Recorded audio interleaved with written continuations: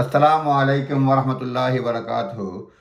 আজকের সংক্ষিপ্ত আপডেট হচ্ছে 11 ডিসেম্বর মানডে। আপডেট হচ্ছে যে সরকার মনে করতেছে তাদের এই রুয়ান্ডা পলিসি তারা জয়লাভ করে লেখছে যে 99.5% তারা মনে করতেছে যে যারা চ্যালেঞ্জ করবে সেগুলি ফেল করবে। We will win legal battles on Rwanda, এই হচ্ছে হেডলাইন। দেখেন, we will win a real battle in Rwanda. Home office believe করে যে 99% of individual legal challenge by migrants will fail to block their deportation to Rwanda under Rishi Sunak emergency law. Leak documents reveal, leak করা ডকুমেন্টে যেগুলো ফাঁস হয়ে গেছে, ডকুমেন্টে দেখা গেছে যে হোম অফিসের কর্মকর্তারা বিলিভ করেন যারা পার্সোনালি, তারা তো বলছে পুরো ফ্লাইট মানে বাতিল করে এই ধরনের মানে অর্ডার পাবে না, কারণ এটা অলরেডি আইন করে রোয়ান্ডা সেফ কান্ট্রি ঘোষণা করা যাবে। আইনগতভাবে সেফ কান্ট্রি ছাড়া অন্য কোথাও রিফিউজি যারা ক্লেম করে তাদেরকে ফেরত পাঠানো যায় না। রোয়ান্ডা পলিসিতে যে আইন করতে যে রোয়ান্ডা সেফটি বিল যেটা, সেটা 2-1 দিনের মধ্যে পার্লামেন্টে উত্থাপিত অলরেডি হয়ে গেছে, এটা আলোচনা হবে। সুতরাং সেই ক্ষেত্রে এই যে রোয়ান্ডা বিল নিয়ে যেটা বলছে যে ব্যক্তিগতভাবে তারা কেউ কেউ চ্যালেঞ্জ করতে পারবে, তো বলছে ব্যক্তিগতভাবে চ্যালেঞ্জ করলেও মানে ফেল করবে 99.5%। Modeling carried out by officials predict that 9 in 10 all claims would be rejected with no right of appeal within 10 days of migrant arriving in the UK. এখানে বলা হচ্ছে 10টার মধ্যে 9টা ফেল করবে ক্লেম, যদি তারা রিজেক্ট হবে, এবং 10 দিনের মধ্যে 10টা ক্লেমের মধ্যে 9টাই ফেল করবে 10 দিনের মধ্যে, যে রিজেক্ট হবে এবং এগুলির কোনো আপিল রাইট থাকবে না।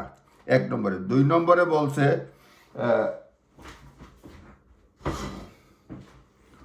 2 নম্বরে বলছে আপিল রাইট থাকবে না। 2 নম্বরে বলছে যে this is because they would have to provide evidence that they face serious and irreversible harm if removed to Rwanda. তাদেরকে প্রমাণ করতে হবে তারা সিরিয়াস এবং ইরিভার্সিবল হার্ম তারা ফেস করবে যদি রুয়ান্ডাতে পাঠানো হয়।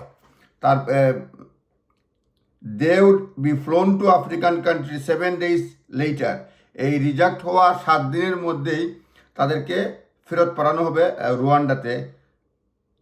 বলা হচ্ছে having spend less than 3 weeks in the UK, এখানে আসার 3 সপ্তাহের মধ্যে তাদেরকে রুয়ান্ডাতে পাঠিয়ে দেওয়া হবে। 10 দিনের মধ্যে আর রিজেক্ট হয়ে যাবে, তারপর 7 ডেজের মধ্যে তাদেরকে পরবর্তীতে পাঠিয়ে দেওয়া হবে। টোটাল বলছে উইদিন 3 উইকস মানে ইউকে থেকে রুয়ান্ডাতে পাঠিয়ে দেওয়া হবে, নতুন যে রুয়ান্ডা পলিসি করতেছে যদি পাস হয়।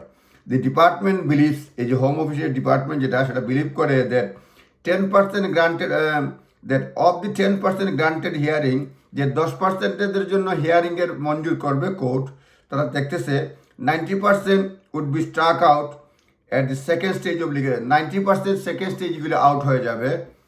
Only half of the remaining case would be allowed to progress in upper tribunal. 10%-এর মধ্যে আবার বলছে হিয়ারিং হবে, 90% উড বি স্ট্রাক আউট হয়ে যাবে, এবং হাফ অফ দেম, এটা বলছে আপার ট্রাইব্যুনালে যাওয়ার পরে এটা আর সাকসেসফুল হবে না। অ্যালাউড টু বলছে যে only half of the remaining case would be allowed to progress and upper tribunal appeal would succeed lead to the migrant remaining in the UK according to the home office modelling. It means, তারা যেটা ব্যাখ্যা দিচ্ছে, আমি বলছি ব্যাখ্যা দিয়ে বলছে যে if 1000 migrant were to lodge individual legal challenge against their removal, যদি 1000 লোক তাদের মানে রিমুভাল রুয়ান্ডাতে পাঠানোর বিরুদ্ধে তারা চ্যালেঞ্জ করে, তারপরে 900 would be rejected at the first stage. 900 case 1000 করলে 900 রিজেক্ট হবে ফার্স্ট স্টেজে, প্রথম দফায় রিজেক্ট হয়ে যাবে। Only 5 migrant would ultimately succeed in the blocking their deportation. Only 5 migrant তারা রিজেক্ট হবে, বলছে সাকসিড হবে না, ডিপোর্টেশন তাদের সাকসিড মানে তাদেরকে পাঠানো যাবে না, এটা বলছে। সুতরাং যারা বলতে যাচ্ছে হাউএভার ইন্ডিভিজুয়াল চ্যালেঞ্জার অনলি এখানে লেখছে যেটা 1000-এর মধ্যে করলে এখানে 900টা রিজেক্ট হয়ে যাবে ফার্স্ট স্টেজে, এরপরে এখানে 5 লেখছে, হয়তো 5% হতো, হিসাবটা কীভাবে লেখছে জানি না। Ultimately succeed in the blocking their deportation. However individual challenges are only one weakness in the bill. Individual চ্যালেঞ্জটাই হচ্ছে একমাত্র উইকনেস, এখানে একমাত্র না, একটা উইকনেস হচ্ছে বিলের। The threat of the interim injunction from Strasbourg led to government all legal advice to warn only 50% at best chance of fighting take off next year. Only ওই যে 50%, যে 100-এর আরও কম, যেটা বলছে 100 জনের মানে 1000-এর মধ্যে 100 জন, 100 জনের নিচে আরও কম এটা টিকবে মামলায়। বলছে 50% of the best chance of fighting taking off next year, মানে লেখছে অনলি এ 50% এট বেস্ট বড় জোর chance of fight taking next year, মানে সবাই তো আর মানে চ্যালেঞ্জ করবে না, 50% চ্যালেঞ্জ করবে উঠার ব্যাপারে next year. The modeling on individual claim marked as official sensitive documents, official sensitive যেটা ডকুমেন্টস টাইপ করা, সেটাতে দেখছে তারা, এটা চেক করে দেখছে, মানে এটা টাইমস পত্রিকার হাত কাতে আসছে। বলা হচ্ছে আগামী 48 ঘন্টার মধ্যে ঋষি সোনাকের নেক্সট ইয়ারে মানে এটা এমপিদের মধ্যে সার্কুলেট করা হবে এই যে পলিসি, যেই যে অবস্থা জানায়া। His minister launch a crucial whipping operation before first vote on bill commons tomorrow. আগামীকালকে অর্থাৎ মঙ্গলবার এটার ব্যাপারে বিল হবে। Alex Chalk, the justice secretary of Victoria Prentis, attorney general Victoria Prentis, will address the meeting of One Nation Group Centrist Conservative MP at 6 p.m. today. 6টার সময় এমপিদের একটা গ্রুপের মধ্যে অ্যাটর্নি জেনারেল, জাস্টিস সেক্রেটারি তারা বক্তৃতা দিবে, অনেক কিছু হবে। যাই হোক, আমি মেইন পয়েন্ট যেগুলি আসছে সেগুলি একবার আপনাদেরকে শোনাতে চাই, তারপরে বিদায় নেব। এখানে বলছে কি কি বিষয় আসছে। একটা হচ্ছে তারা বলছে যেটা উঠলে 1000 মধ্যে মানে 900 জনের রিজেক্ট হবে, তারপরে 100 জন থাকবে, 100 জনের মধ্যে আরও পার্সেন্টেজ ভাগাভাগি হবে। সুতরাং তারা বলছে 99.5% এরা মানে চ্যালেঞ্জে তারা সাকসেসফুল হবে, অনলি 0.5% উড়াল দিতে মানে বিপক্ষে থাকবে আর কি, মানে যারা যদি ক্লেইম করে অ্যাসাইলাম সিকাররা তারা আশাবাদী। এখানে কোন কোন বিষয়ে 2-3 জনের মতামত দিয়েছে। Robert Jenrick, former immigration minister, তারা বলছেন, ইনি বলছেন যে Rwanda bill will not be work, এই বিলটা ওয়ার্ক করবে না, যিনি রিজাইন করছেন immigration minister. It will continue allow migrant to bog down our scheme, এটা মাইগ্রেন্টরা আমাদের স্কিমটাকে 12টা বাজায় দিবে, বক ডাউন করে দেবে, ব্যর্থ করে দেবে। By submitting legal claim submit করে, উইল নট ক্রিয়েট ডেটারেন্ট, এবং এটা মানে বাধা দিবে না, ডেটারেন্ট করবে না, পাবলিক যে আসবে এর মনে করবে না এটা বাধা। It is design to achieve, যে আমরা যে কারণে বলতেছি এটা বাধা দেওয়া, সেটা আর হবে না, এটা বলতেছেন। The test for is not can you get 1 or 2 symbolic flight. Immigration minister বলতেছে এটা আমাদের জন্য এটা টেস্ট না, যে একটা ফ্লাইট গেলো আর 2টা ফ্লাইট গেলো দেখাই দিলাম, এরকম না, এটা আমাদের পলিসি, কিন্তু এটা সাকসেসফুল হবে না।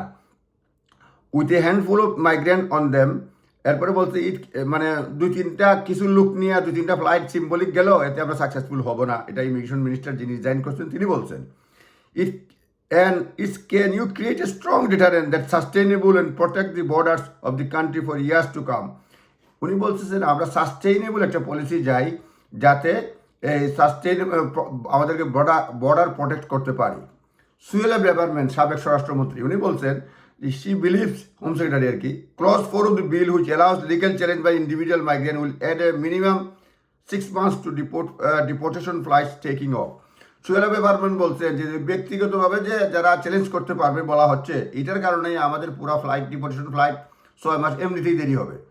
তারপরে স্যার বিল কেস, ওই যে লিগেল এক্সপার্টের একটা চেম্বার রয়েছে, star chamber, member of star chamber, উনি বলছেন is not sufficiently water tight to meet policy objective. এই নতুন বিল এটা মানে সাফিসিয়েন্টলি ওয়াটার টাইট না, মানে শক্ত না আর কি, ফাঁক ফোকর রয়ে গেছে।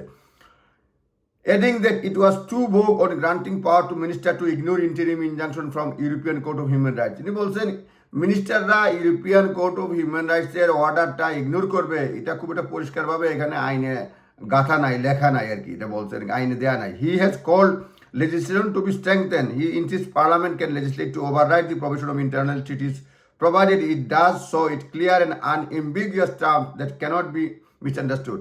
উনি চাচ্ছেন যে ইন্টারন্যাশনাল কোর্ট অফ হিউম্যান রাইটসের এটা আমরা মন্ত্রীরা মানবে না, ক্লিয়ারলি যদি থাকে তাহলে ভালো, অর্থাৎ এই আইনে আছে মন্ত্রীরা এই যে ইউরোপিয়ান কোর্ট অফ হিউম্যান রাইটসের যে ইনজাংশন দেয় ইচ্ছা করলে মানতে পারবে, ইচ্ছা করলে না মানতে পারবে, এটা দেওয়া হচ্ছে। কিন্তু এই এক্সপার্ট বলতেছেন পুরোপুরি বন্ধ করে দেওয়া, এই যে পারবে পারবে না এটা ক্লিয়ার না।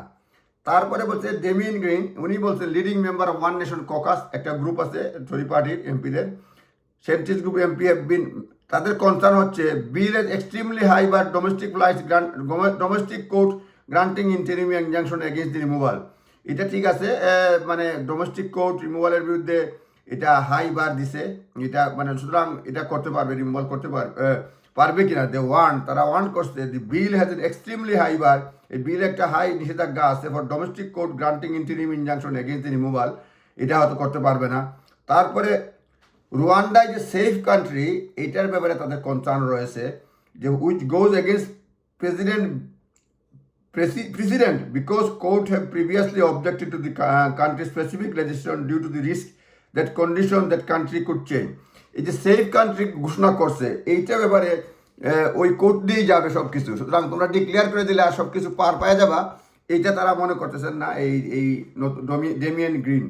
এবং এটা আরও বলা হচ্ছে এখানে, তারা আরও বলছে যে মিনিস্টারদের পাওয়ার দেওয়া হয়েছে ইন্টারিম ইনজাংশন, যে তারা রুলস 39 একটা অর্ডার, যে মামলা নিষ্পত্তি না হওয়া পর্যন্ত ফ্লাইট উড়াল দিতে পারবে না, এই ব্যাপারে যদি নিষেধাজ্ঞা জারি করে European court of human rights, তাহলে মিনিস্টারদেরকে যে পাওয়ার দেওয়া হয়েছে তোমরা ইচ্ছা করলে ইগনোর করতে পারবা। এই গ্রুপের এমপি বলতেছেন এইটা যদি ইগনোর করো তাহলে ইন্টারন্যাশনাল আইন, আন্তর্জাতিক আইন ভঙ্গ করার জন্য ইউকে দায়ী হবে।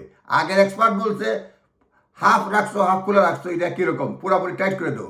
আর এই এমপি বলতেছে, একটা গ্রুপের এমপি বলতেছে এই যে মন্ত্রীদের ক্ষমতা দিছো যে আন্তর্জাতিক কোর্টের নিষেধাজ্ঞা তুমি ইচ্ছা করলে মানতে পারবা, না মানতে পারবা, যদি না মানো তুমি তো আন্তর্জাতিক আইন লঙ্ঘনের দায়ে ব্রিটেন দোষী সাব্যস্ত হবে। লাগছে ignore interim injunction from the European court would breach the UK obligation, এটা ইউকের যে অব্লিগেশন দায়িত্ব আন্ডার ইন্টারন্যাশনাল ল, এটা ব্রিচ করবে। এই হচ্ছে মোটামুটি। সুতরাং আমার মন্তব্য হচ্ছে যে এটা যেহেতু দিচ্ছে, পাস হইলে পরেও সহজেই এই যে ইলিগেল ইমিগ্রেন্টদেরকে নিয়ে রোয়ান্ডা চলে যাওয়া সহজেই হচ্ছে না।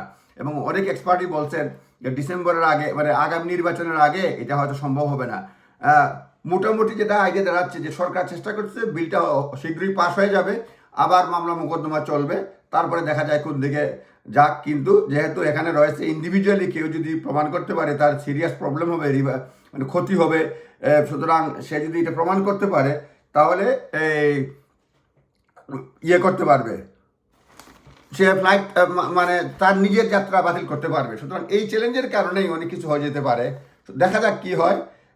এখানে যেটা আমি বলছিলাম যে এক ইন্ডিভিজুয়ালি চ্যালেঞ্জ করার যে বিধানটা দিছে, এটাই সবাই বলতেছে এটাই সবচেয়ে বড় বাধা, কারণ যে কেউ এটা প্রমাণ করতে পারবে যে তার জন্য এটা risk, serious and irreversible harm হবে, এটা প্রধানমন্ত্রী সহ অন্যরা বলতেছেন এটা প্রমাণ করতে পারবে না। আর লয়ার বা এক গ্রুপটা বলতেছে ইয়েস, তোমরা পাইকারি হারে তো মামলা করা যাবে না, কিন্তু ব্যক্তিগতভাবে যখন মামলা করবে সিরিয়াস এবং ইরিভার্সিবল হার্ম, তখন অনেক মামলা হবে, ফলে তাদেরকে তো আটকানো যাবে এবং এটার কারণে দেরি হবে, এটাই বলতেছে।